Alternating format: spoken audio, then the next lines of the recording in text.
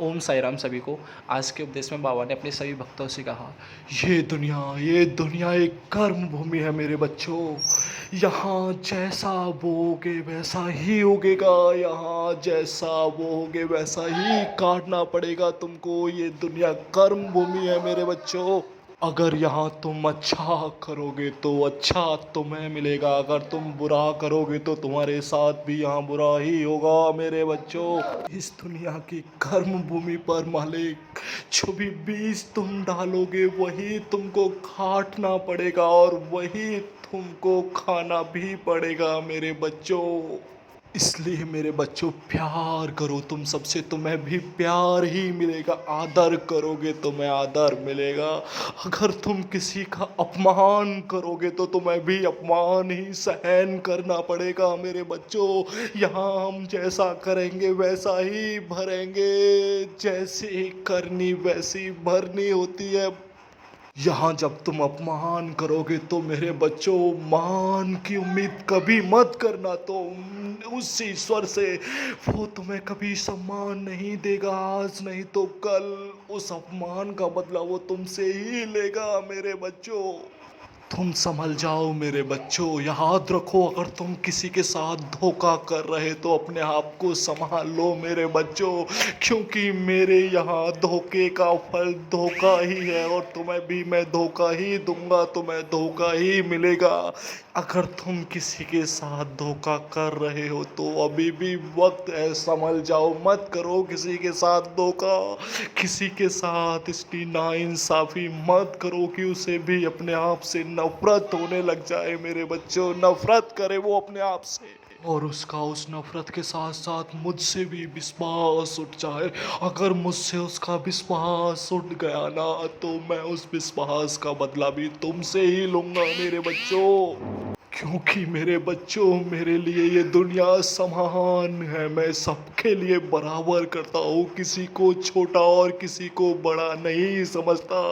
ये फर्क तुम करते हो छोटा बड़े का। मैं किसी के साथ कोई फर्क नहीं करता, मैं किसी का कभी अपमान नहीं करता। मेरे लिए सब समान है, ये दुनिया एक समान है मेरी ये दुनिया। तुम भूल जाते हो मेरे बच्चों की धोखेबाजी का फल हमेशा कड़वा होता है और एक सच्चाई का फल हमेशा मीठा होता है, जिसको चखने में भी स्वाद आता है। और धोखेबाजी का फल इतना कड़वा होता है कि उसको इंसान चाह कर भी नहीं खा पाता है, लेकिन उसे फिर भी खाना ही पड़ता है वो फल। मेरे बच्चों, तुम सिर्फ अपने आप को पेड़ के आदर्शशील समझ लो। जब इंसान पेड़ पर पत्थर मारता है तो वो पेड़ उसके बदले में तुम्हें क्या देता है मेरे बच्चों? वो भी फल देता है ना। तो पेड़ के आदर्शशील क्यों नहीं बनते हो तुम? उसी के आदर्शशील बनो मेरे बच्चों, सब अच्छा होने लगेगा। तुमने जब पेड़ पर पत्थर मारा है तो उसने बदले में तुम्हें पत्थर ही दिया है क्या? नहीं ना, उसने तुम्हें फल दिया होगा मेरे बच्चों, फल दिया है उसने। मैं मौजूद था वहाँ पर, वो फल ही देता है बदले में मेरे बच्चों। उसी के आदर्शशील हो जाओगे तो तुम्हारा जीवन सहज और सरल हो जाएगा, ईश्वर के करीब हो जाएगा, ईश्वर को तुमसे मोहब्बत हो जाएगी और वो तुम्हें पाने के लिए कोई भी जतन करने के लिए तैयार रहेगा। ईश्वर महान होता है, वो तुमको पाकर ही रहेगा मेरे बच्चों। ईश्वर अगर किसी को अपना बना लेता है तो उससे बड़ा कोई खुश नसीब नहीं होता। ईश्वर का बनने के लिए तो सब चलते हैं, लेकिन ईश्वर किसी किसी खुश नसीब को ही अपना बनाने चलता है खुद। ईश्वर को भी एक अच्छे भगत, एक अच्छे इंसान की ज़रूरत होती है। जिस तरह तुम दुनिया में एक अच्छे इंसान को ढूंढते हो ना, कि हाँ मेरे साथ ये अच्छा व्यवहार करेगा, विश्वासघात नहीं करेगा, मुझसे कभी धोखा नहीं करेगा, मेरे काम आएगा, मेरी ज़रूरतों में मेरी मदद करेगा, उसी तरह इंसान को भी भगवान हर पल ढूंढता रहता है कि ऐसा इंसान ही मुझे चाहिए जो मेरी भक्ति एक निस्वार्थ करे, सच्चे हृदय वाला हो। आप तो हर कण कण में व्याप्त हो मेरे बच्चों, मैं हर कण कण में व्याप्त हूँ मेरे बच्चों। जिसे तुम अंतरात्मा की आवाज़ कहते हो ना मेरे बच्चों, मेरी ही आवाज़ होती है, और उसी के माध्यम से तुम एक सही फैसला लेने के लिए तत्पर रहते हो ना, कि हाँ मेरे अंतरात्मा ने मुझे आवाज़ दे दी, मेरे ईश्वर ने, मेरे ईश ने, मेरे प्रभु ने मुझे आवाज़ दे दी। मेरे बच्चों, जो हमारी अंतरात्मा होती है, जो हमारे ईश की आवाज़ होती है, जो हमारे लिए मार्ग सही होता है, उसी मार्ग की वो हमें हमारे एक अच्छे योग मार्ग की राह दिखाती है मेरे बच्चों। इसलिए अंतरात्मा पर विश्वास करो, मुझ पर विश्वास करो। कभी कभी इंसान इतना मजबूर हो जाता है, इतना सोच में पड़ जाता है, जब उसके अंतरात्मा से आवाज़ आती है और उसके मन से भी आवाज़ आती है, और जब दोनों आवाज़ से एक दूसरे से टकराती है तो वो इतना ना समझ हो जाता है कि मैं अब इस वक्त किसकी आवाज़ सुनूं, किसकी आवाज़ को मानूं, कौन मुझे सही राह दिखा रहा है, वो नहीं समझ पाता है मेरे बच्चों। उस पल तुम्हें सिर्फ अपनी अंतरात्मा की आवाज़ सुननी चाहिए, जो तुम्हें सही मार्ग दिखाने के लिए प्रेरित कर रही है मेरे बच्चों। वही तुम्हें सही मार्ग दिखाएगा। मन तो इतना लालची होता है कि वो गलत कार्य की और गलत ही चीज की तरफ तुम्हें प्रेरित करेगा, और तुम्हें तुम्हारे जीवन के लक्ष्य से वो भटका देगा, और तुम्हें कहीं उससे दूर ले चला जाएगा मेरे बच्चों, जहाँ तक तुम्हारा लौटना सहज नहीं होगा फिर मेरे बच्चों।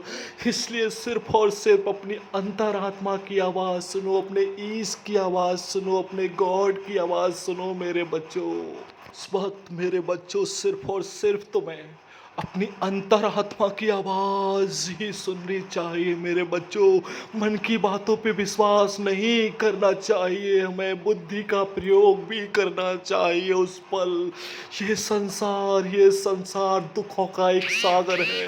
यहाँ हर तरफ दुख ही दुख है, और दुख बहुत बड़े होते हैं मेरे बच्चों। यह संसार तो मेरे बच्चों दुख, दर्द, पीड़ा, वेदना से भरा हुआ है मेरे बच्चों। इसलिए मेरे बच्चों, इस दुनिया का हर एक शख्स, हर इंसान जिसकी रचना मैंने की है, वो एक खुशी की तरफ निकलता, और जैसे ही खुशी की तरफ निकलता है तो वो मोह माया में फंस कर रह जाता है मेरे बच्चों। वो वही मोह माया में फंस जाता है, और वहां से निकलना, ईश्वर के करीब पहुंचना सहज नहीं है मेरे बच्चों। वहां जाके वो इतना भटक जाता है और अपने आप को कभी समझा भी नहीं पाता है, और जब उसकी अंतरात्मा और उसका मन दोनों आपस में बहस करने लगते हैं तो वो इंसान मन के इतने अधीन होता है, तो वो मन की ही सुनता है और ईश्वर को ठोकर मार कर आगे निकल जाता है। ईश्वर की कभी नहीं सुनता, अपनी अंतरात्मा की वो नहीं सुनता, क्योंकि उसको समझ ही नहीं है मेरे बच्चों। और समझ बिना ईश्वर की भक्ति के कभी नहीं आ सकती। इन सब का ज्ञान तो सिर्फ हमें ईश्वर की भक्ति देती है। ईश्वर की भक्ति के दो पहलू होते हैं।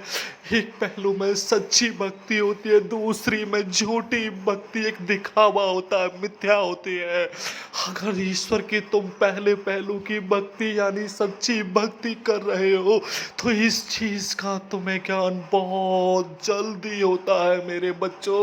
और अगर तुम झूठी भक्ति करते हो ईश्वर की तो तुम्हें इन चीज का ज्ञान नहीं हो पाता है मेरे बच्चों, और तुम भटकते रहते हो। और इल्जाम उस परिस्थिति में इल्जाम तुम अपने भगवान को दे देते हो, और कह देते हो उससे कि भगवान तो है ही नहीं, यहाँ कुछ भी नहीं है, यहाँ सिर्फ मैं हूँ। यहाँ अगर भगवान होता तो मेरी सुनता, मैं तो इतनी पूजा भक्ति करता हूँ।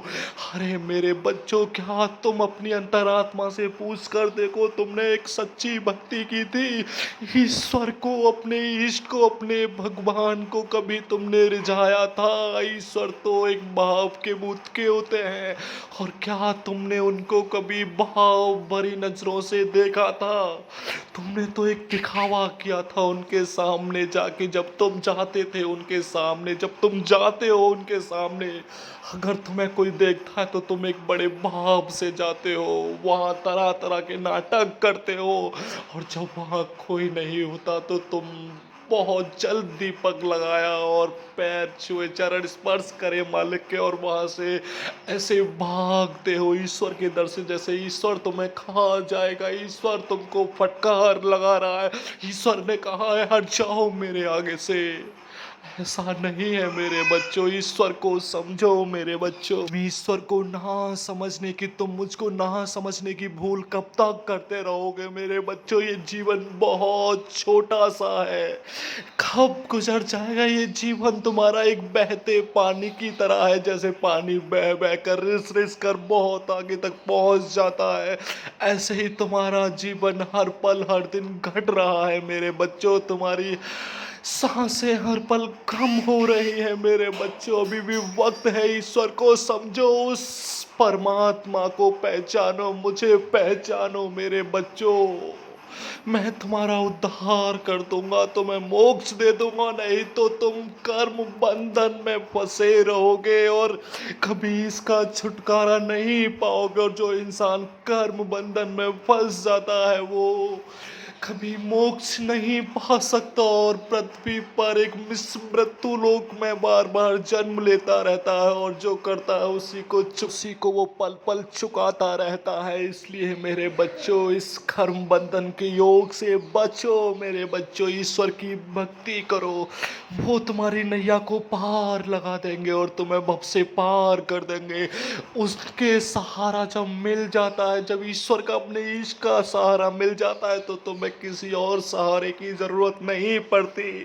एक बार जब तुम उसके दर के भिखारी बन जाते हो तो वो तुम्हें किसी भी दर का भिखारी नहीं बनाता है, वो अपने पास रखता है और अपने पास रखकर तुम्हारी समस्त इच्छाओं को पूर्ण करता रहता है। वो महान है, ईश्वर महान है मेरे बच्चों, मैं महान हूँ, मेरी भक्ति करो मेरे बच्चों, मत भटको। कोई तुम्हें साहस सहारा नहीं देगा यहाँ तुमसे, जब तक जिसको मतलब है वो तुम्हारे साथ रहेंगे, उसके बाद तुम्हें छोड़कर चले जाएंगे। मतलब पूरा होने के बाद तो इंसानों का व्यवहार भी बदल जाता है ना, ये तो तुमने देखा भी, अच्छे साथ तुम्हारे साथ होता है ये तो क्यों भूल जाते हो, क्यों इतने मासूम और भोले बन जाते हो मेरे बच्चों? दुनिया मासूम और भोले इंसान को जीने नहीं देती है, उसे पल पल सताती रहती है मेरे बच्चों। मासूम बनो पर इतना भी मत बनो कि गॉड को, अपने इश्क को नहीं पहचान पाओ। जिसकी वजह से आज जो भी हो तुम उन्हीं की वजह से हो, और उन्हीं को नहीं पहचान पाते हो तुम। भी वक्त है तुम्हारे पास मेरे बच्चों, पहचान लो ईश्वर को, सब अच्छा करेंगे वो, तुम्हें भव से पार ले जाएंगे, ये वचन मैं देता हूँ तुमको मेरे बच्चों, वो तुम्हें भव से पार ले जाएंगे। मुझ पर विश्वास करो मेरे बच्चों, विश्वास करो मुझ पर, मत भटको कहीं भी, दर बदर मत भटको मेरे बच्चों। स्लो मोह माया में तुम फंस चुके हो मेरे बच्चों, मेरे पास आओ, मेरी शरण में आओ, मैं तुम्हें इस बंधन से दूर कर दूंगा, इस बंधन से तुम्हें आजादी दे दूंगा। नहीं तो ये मरते दम तक एक दुख बन के, तुम्हारा दर्द बन के तुम्हारे साथ रहेगा ये लोभ मोह माया। इससे इंसान का पीछा ऐसे सहज ही नहीं छूट जाता है, जब तक हमें ईश्वर की भक्ति नहीं करते तब तक नहीं छूटता है इस चीज।